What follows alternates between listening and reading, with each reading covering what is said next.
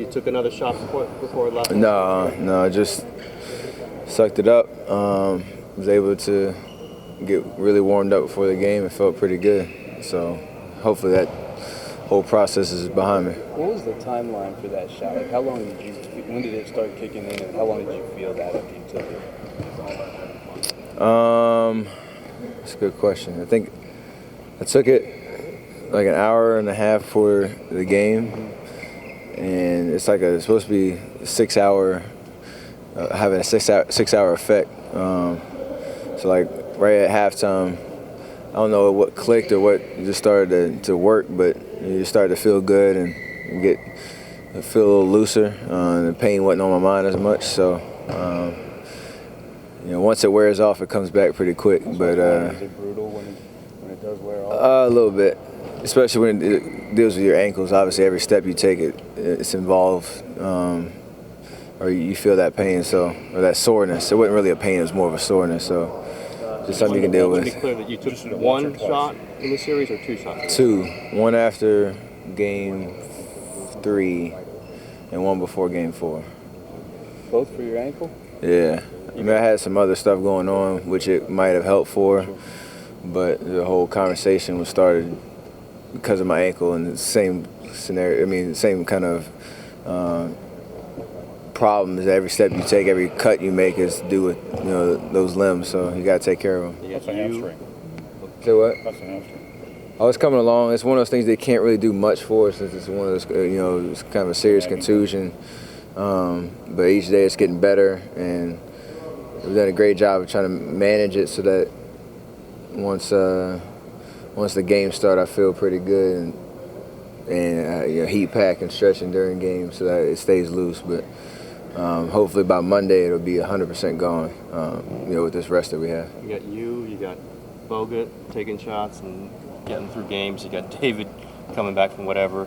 You're supposed to be the young team. You're supposed to be the young team, the legs here. This is playoff experiences. I'm sure injuries are something that every team has to deal with at some point throughout the season, and especially in the playoffs when there's a sense of urgency and no real time to miss. So thankfully we were able to stay effective as a unit, regardless of how each of us felt individually. And like I said, there's a big win for us for a lot of reasons, so that we can take advantage of this weekend before we head down to San Antonio. Steph, do you notice that now when you step in the opponent's building, it's not just the Warriors, it's Steph Curry and the Warriors? Do you feel like a star on the court now? Because eventually they're going to have to give you that type of treatment.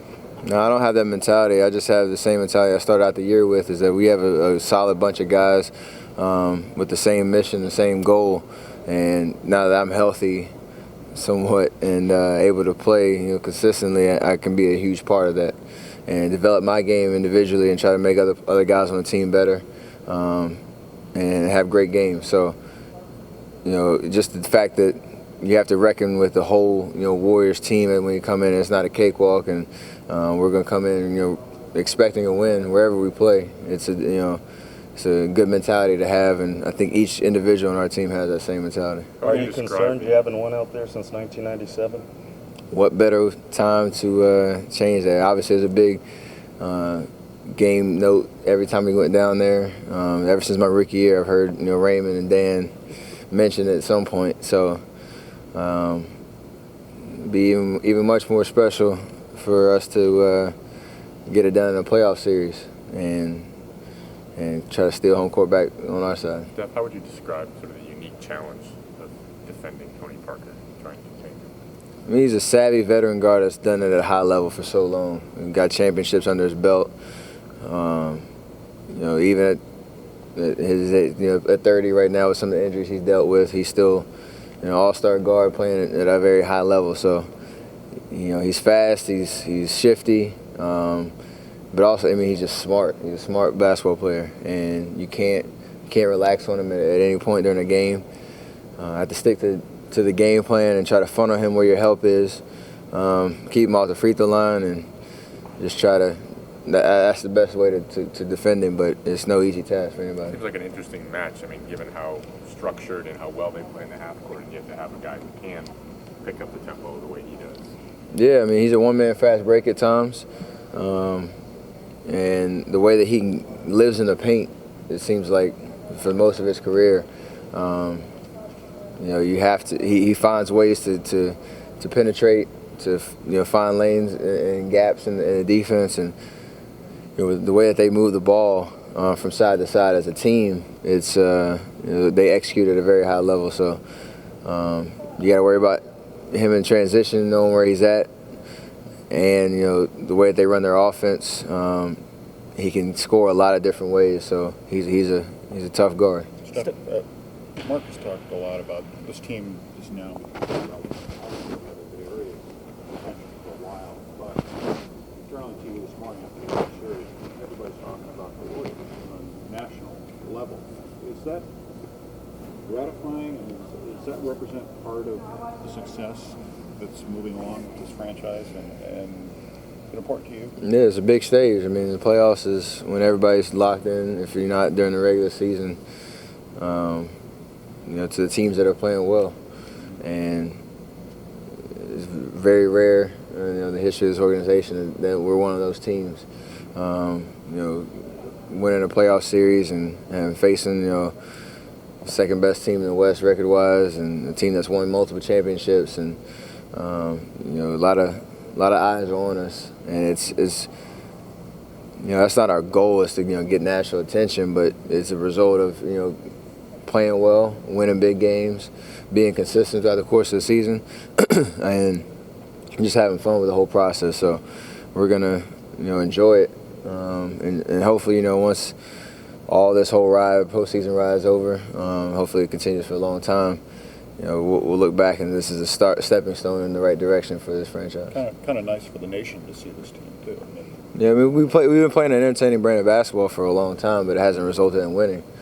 And it's nice to experience, feel that, or have that experience of winning big games and series that we weren't supposed to win, according to all the experts. And it's just really rewarding to see your hard work paid off in the long run. And obviously, our expectation has changed, our expectation has grown as we've, gone through this playoff run. Now we have the opportunity to set our sights on the Spurs, and we feel like we have a good shot to beat them throughout the course of the series and get to the next step. Considering the stakes, how impressed were you with the rookies during the series, and Draymond in particular?